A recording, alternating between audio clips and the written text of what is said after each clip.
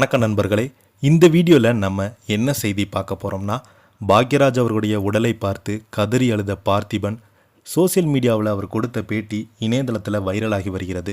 வாங்க என்ன தகவல் என்ன செய்தின்னு இந்த வீடியோவில் பார்க்கலாம். முதன்முறையாக நம்ம சேனலை பார்க்குறீங்கன்னா சப்ஸ்கிரைப் பண்ணாதவங்களாம் சப்ஸ்கிரைப் பண்ணிக்கோங்க. பெல் பட்டன் சிம்பல் அமைக்கி நம்ம சேனலோட நோட்டிஃபிகேஷனை எனபிள் பண்ணிக்கோங்க. நாங்கள் போடுற வீடியோ எல்லாமே உங்களுக்கு உடனுக்குடனே வந்து சேரும். வாங்க என்ன தகவல்னு பார்க்கலாம். என் வாழ்க்கையில் துக்கமான நாள். இயக்குனர் கே பாக்யராஜுடைய உடலை பார்த்து கதறி அழுத பார்த்திபன் அவர்கள் சென்னை வள்ளுவர் கோட்டத்தில் அஞ்சலிக்காக வைக்கப்பட்டுள்ள திரைக்கதை மன்னன் கே பாக்யராஜுடைய உடலுக்கு திரையுலகம் மற்றும் பொதுமக்கள் கண்ணீருடன் அஞ்சலி செலுத்தி வருகிறாங்க. தனது குருநாதர் உடலுக்கு அஞ்சலி செலுத்தி வந்த பிரபல இயக்குனரும் நடிகருமான பார்த்திபன் பாக்யராஜ் உடலை பார்த்து கண்ணீர் விட்டு அழுது, என் வாழ்க்கையில் மிக துக்கமான நாள் இது என்று பேச முடியாமல் மனம் உடைந்து கதறி அழுத காட்சிகள் சோசியல் மீடியாவில் வெளியாகியிருக்கிறது.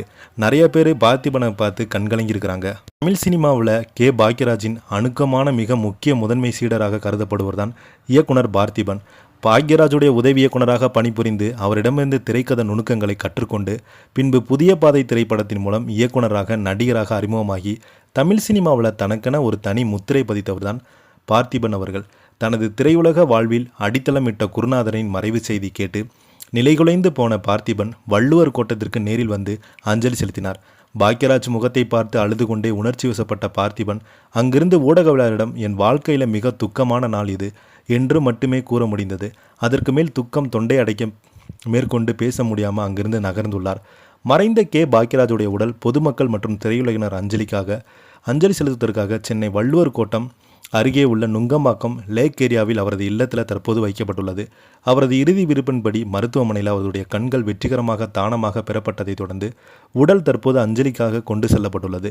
நாளை ஜூன் 28 தமிழக அரசின் முழு அரசு மரியாதையுடன் துப்பாக்கி குண்டுகள் முழங்க இறுதிச் சடங்குகள் நடைபெற உள்ள நிலையில் திரையுலகைச் சேர்ந்த நூற்றுக்கணக்கான கலைஞரும் பல்லாயிரக்கணக்கான ரசிகர்களும் தங்களுடைய இறுதி அஞ்சலியை செலுத்தி வருகிறாங்க. நம்மளும் நம்ம சேனல் சார்பாக ஆழ்ந்த இரங்கலை தெரிவிச்சுக்கலாம். இந்த செய்தியை பற்றி நீங்கள் என்ன கீழே உள்ள கமெண்ட் பாக்ஸில் மறக்காமல் பதிவிடுங்க. இந்த வீடியோ உங்களுக்கு பிடிச்சிருந்தால் லைக் பண்ணுங்கள், ஷேர் பண்ணுங்கள், கமெண்ட் பண்ணுங்கள். அப்போ தான் நாங்கள் போடுற வீடியோ எல்லாமே உங்களுக்கு உடனுக்குடனே வந்து சேரும். நன்றி, வணக்கம்.